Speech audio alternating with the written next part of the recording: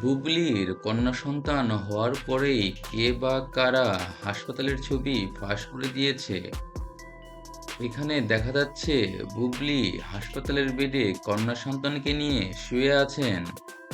অন্যদিকে নাকি হাইকোর্ট রায় দিয়েছে কোনো মুসলিম পুরুষ কোনো হিন্দু মেয়েকে বিয়ে করতে পারবে না। মুসলিম পুরুষ কোনো হিন্দু নারীকে বিয়ে করতে পারবে না, দেশের আইনেও তার সমর্থন করে না, এমন রায় দিয়েছেন হাইকোর্টের ৩ বিচারপতির একটি বিশেষ বেঞ্চ।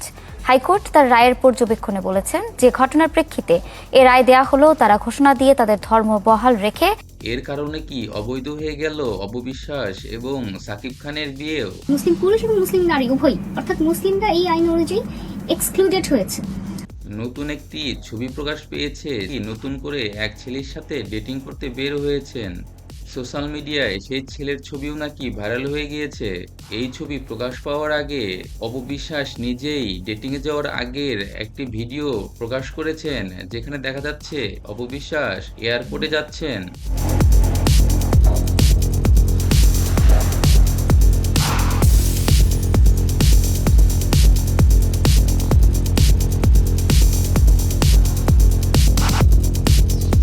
যদিও খবরটি এখনো কেউ নিশ্চিত করতে পারেনি। তো সেহেতু এই বিয়ে বৈধ কোনো বিবাহ না। ভিডিওটি লাইক দিন, সাবস্ক্রাইব করুন এবং অবশ্যই কমেন্টস বক্সে আপনার মতামত জানাবেন।